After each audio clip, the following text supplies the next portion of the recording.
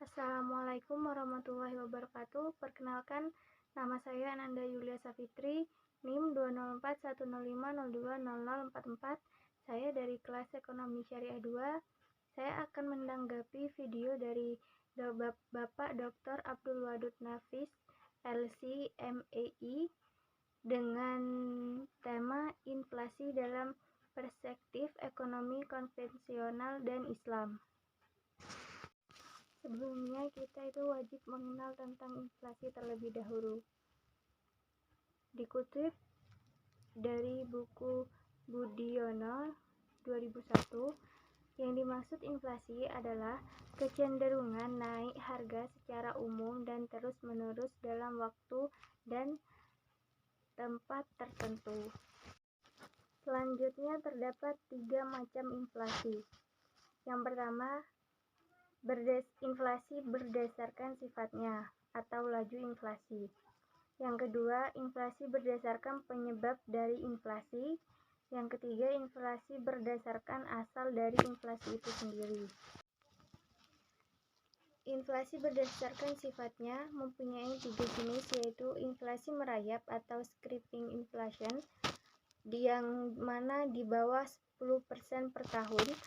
Yang kedua, inflasi menengah atau galloping inflation, antara 10-30% per tahunnya. Dan yang ketiga, inflasi tinggi atau hyperinflation, di atas 10% per tahunnya.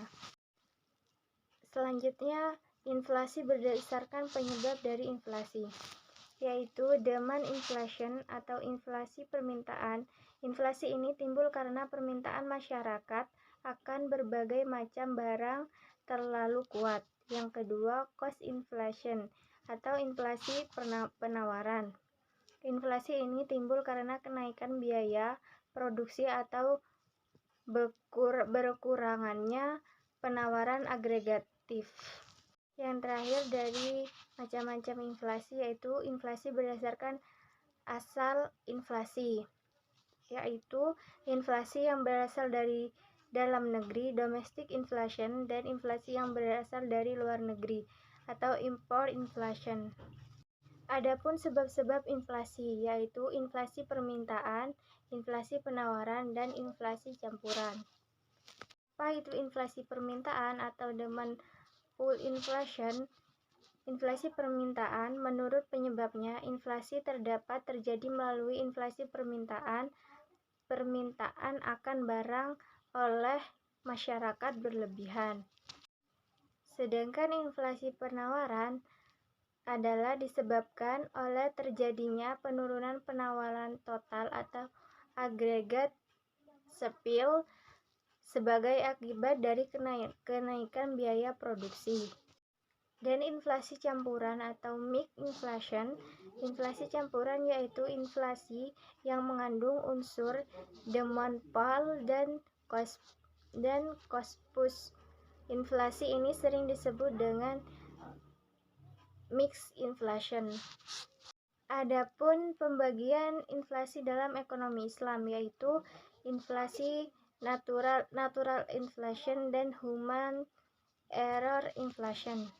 Natural inflation, inflasi ini diakibatkan oleh sebab-sebab alamiah yang tidak mampu dikendalikan oleh orang. Menurut Ibnu al-Makrizi, inflasi ini diakibatkan oleh turunnya penawaran agregatif AS atau naiknya permintaan agregatif atau AD.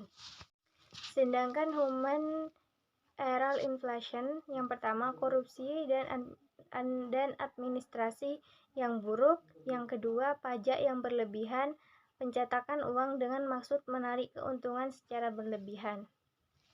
Dampak inflasi dalam perspektif ekonomi Islam. 1.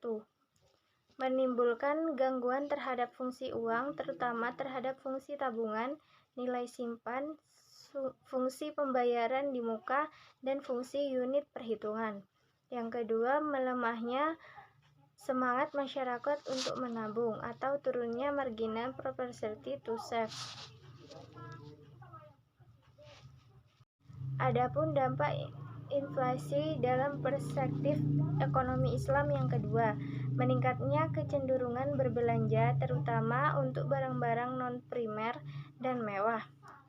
Yang kedua, mengarahnya investasi pada hal-hal yang tidak produktif seperti penumpukan kekayaan berupa tanah, bangunan, logam mulia, dan mata uang asing, serta mengorbankan investasi produktif seperti pertanian, industri, perdagangan, dan transportasi. Lalu apa solusi dari inflasi dalam ekonomi Islam? Yang pertama, kebijakan fiskal dan kebijakan moneter. Kebijakan fiskal, tujuannya dari kebijakan fiskal dalam Islam adalah untuk menciptakan stabilitas ekonomi, tingkat pertumbuhan ekonomi yang tinggi, pemerataan pendapat. Sedangkan kebijakan ekonomi moneter, yaitu Bank Islam harus mengarahkan kebijakan moneternya untuk mendorong pertumbuhan dalam penawaran uang yang cukup untuk membiayai pertumbuhan potensial dalam output jangka menengah dan jangka panjang, demi mencapai harga stabil dan tujuan sosial ekonomi Islam. Itu saja yang dapat saya sampaikan, kurang lebihnya mohon maaf. Wassalamualaikum warahmatullahi wabarakatuh.